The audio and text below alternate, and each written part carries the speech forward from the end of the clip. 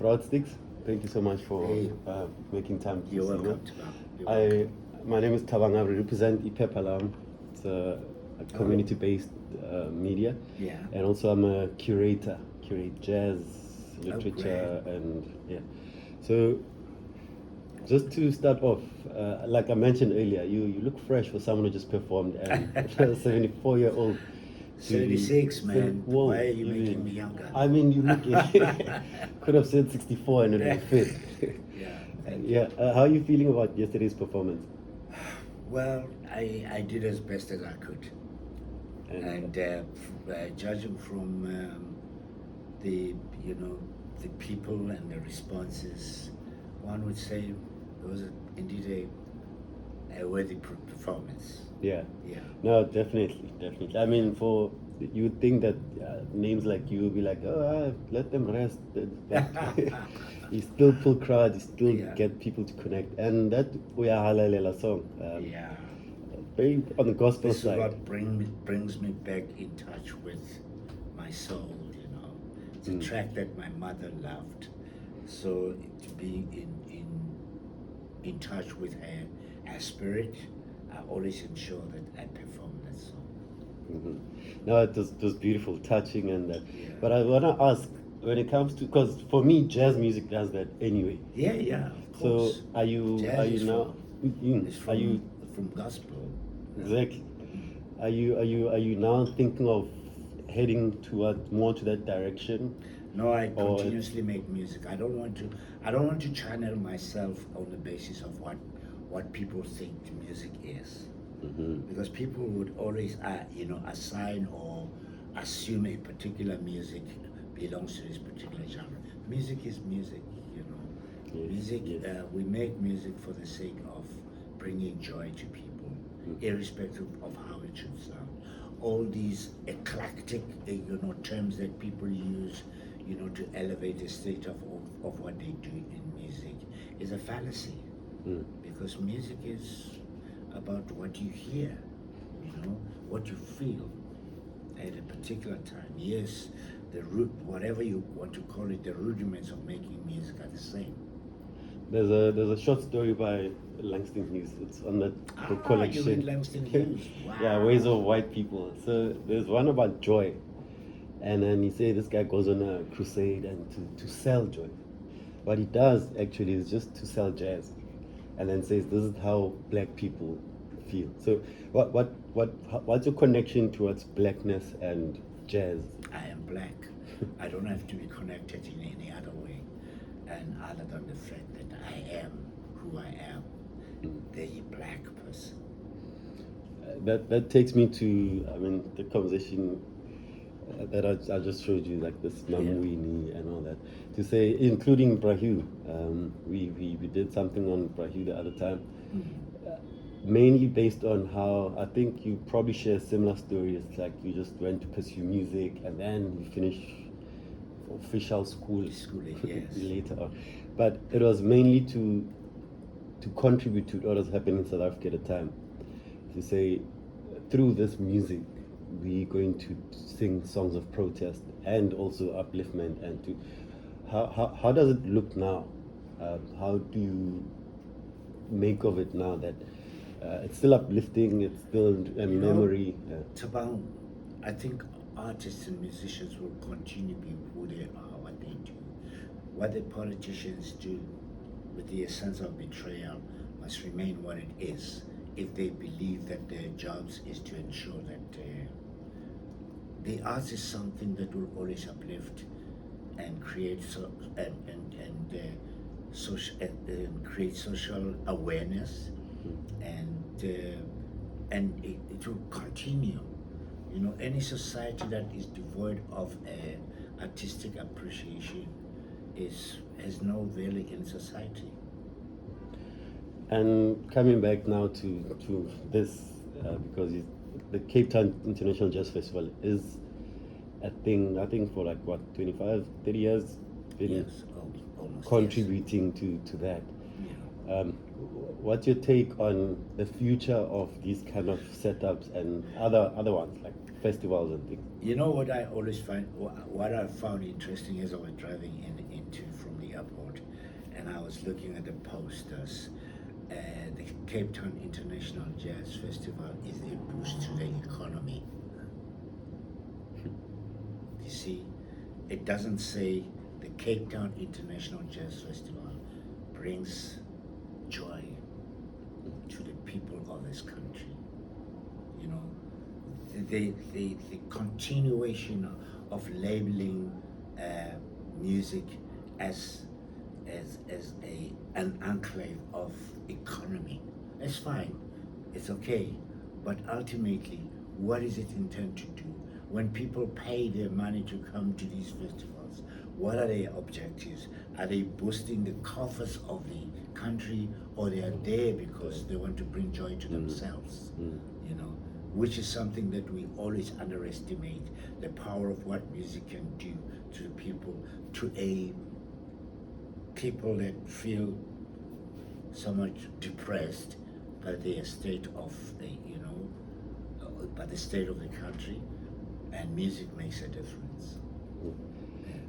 You're coming here, And it's very important to say the Cape Town, or whatever festival for that matter, but because we're talking about the Cape Town International Jazz Festival, it's important to even, besides boosting the economy, it boosts the morale of the society, of a people. I think the presidency has recognized you. I can't remember when, but they have given appreciation for your existence and your music and your contribution. What you're saying? Okay, maybe the national arts you're talking about? Yes, but I think it was published in also the website of the president. But what you're saying makes me think of this question, to say there's an obsession to economic growth, and to forget that, and like this AI and whatever. What you're saying is that the morale of the people is really maybe one of the other reasons why you do music. Yes. How you connect. So what is lacking in outside? Is it? Do you think it's the communication out there, the publication of sort of what these festivals do, compared to what you guys are here to give, or how you exist to give us joy and boost our morale and make us remember that we are alive? That is so apt. You know, I say music always makes that. It brings that to people. You know, I go to an extent of even saying that the artists are God's chosen people. Yep. We are God's chosen people because we don't bring any pain or sorrow or anything to humanity. We will always bring out joy, you know. We will always make people's souls, you know, boost people's morale and so on. Economy is part of what, you know, how people will pay us to do that. But we're driven more purposefully by what God has given us, you know. And I think this thing, and you know, we should always be mindful of the fact that this whole thing doesn't belong to us. It comes through us. Yes. You know, that's why when we leave, it stays. On that, I think there was a Brahi once mentioned, I think it was an interview somewhere, but talks about reincarnation and that what you were here to do, if you don't finish it, you'll come back again and again and again. I forgot the actual backstory to why he was saying that, but it sounds like you're also saying the same thing, to say it comes through you. And would you say that now, I mean, you're still fresh and young at a tender age of 76. Would you say that you'll be done with your mission? You've followed it through to the core and you've been delivering on whatever you were supposed to? You know, like I say, it comes through me. I'm not the one that will determine its ultimate. You know, I will be guided by its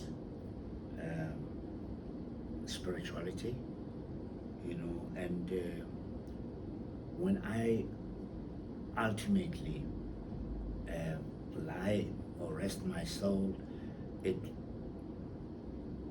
I think we never complete what we've done. because what would happen ultimately is that what we have done while we're still alive continues. It's a continuation of what we had left to do. No, thank you so much. So, Yeah. so Kulichana mentions you spoke about Kulichana. I'm from Mafeking. He's from Oh, Mafeking. yeah, He yeah. grew up like that. So That's my boy. yeah, and it's like Aring Kilutula but like harder than Hotstix Mabuze, Mabuze. Yeah. Have you been listening to Motswako? Do you listen I listen without to Motswako? everything, but I also loved the fact that they created a genre at a particular which is, yes, it may have been regional, but it spread across, you know. And I mean, I used to love Shaba. Oh, Joe, I man. loved his humility as well. And so there's a Motswako about guys, you know, where a creative powerhouse that identified with who they were and where they came from, and they spread it out internationally, and they gave it a title, they gave it a name, and it was there.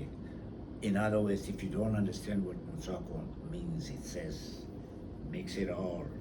It was all in there. Azitswakanya ka tsotlhe, that's it, you know, west, east, south, north. They brought it all together. It was a melting pot of creativity. No, it's still there. Have you been to Mafeking, to Mabatu? So a while, Well, some time ago. not for performance. Some time recently. ago. Well, the last time, no, not recently. I haven't been recently. No, because I mean, I'm saying this. I'm asking this because what you just said. They brought all this because they were allowed to be creative. They were allowed. I mean, you remember those times about Radio Bob? Yes. You know, people left Soweto to go to Mabatu, and I think that's what. So I'm making a point to come to my, I think second last question about the sustainability and the future of festivals and spaces that allows for creativity. What would you, if you were to give me a task to say, look out for these three things so that this thing continues, what would those be?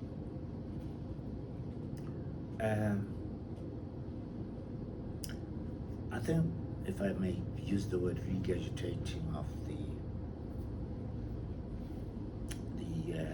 music around, and one of the bring back the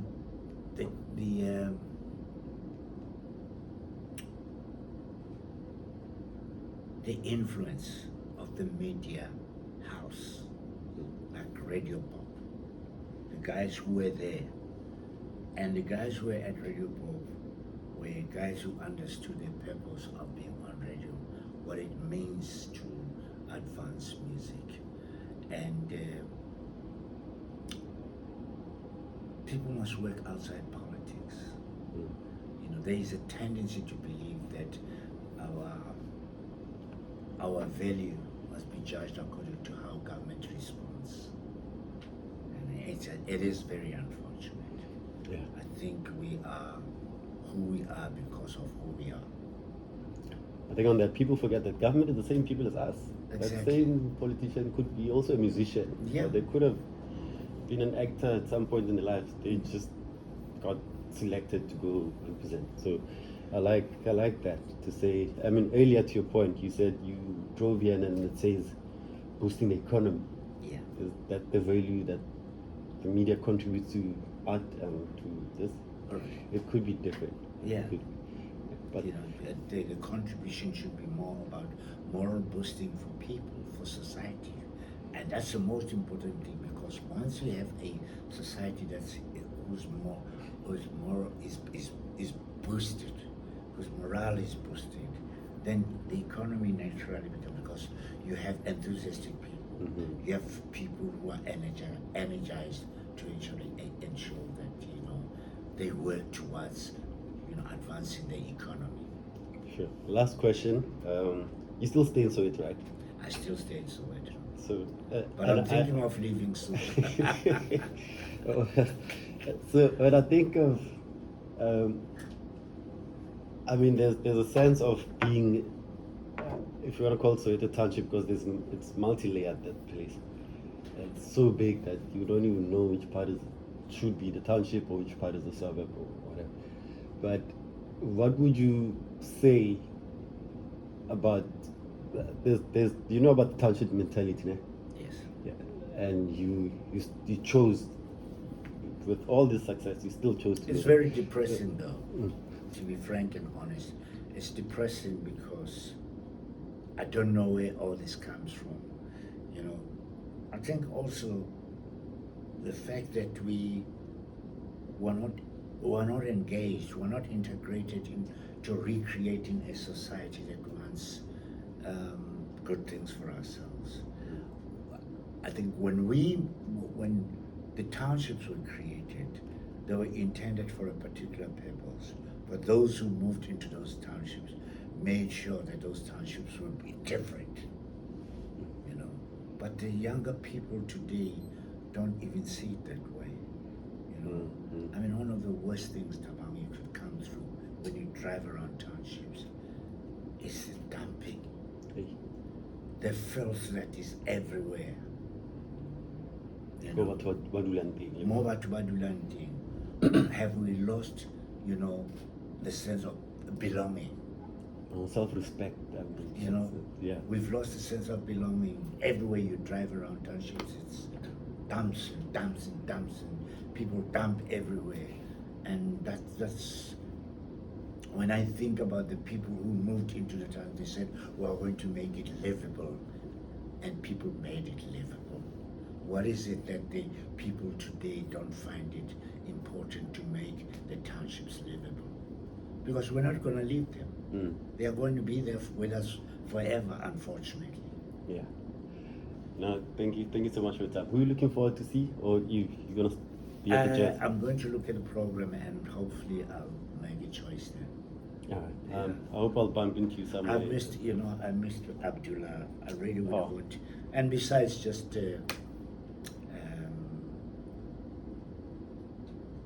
watching him on the show. You know, Abdullah and I have a great relationship. Yeah. You know, I used to watch him in New York every night before he came back home. Oh. His last days in exile was such a privilege for me. No, you're about to start another can of worms, but time is limited. But thank you so much. Thank you, Thomas. Yeah, Thank you. Are you Are you going to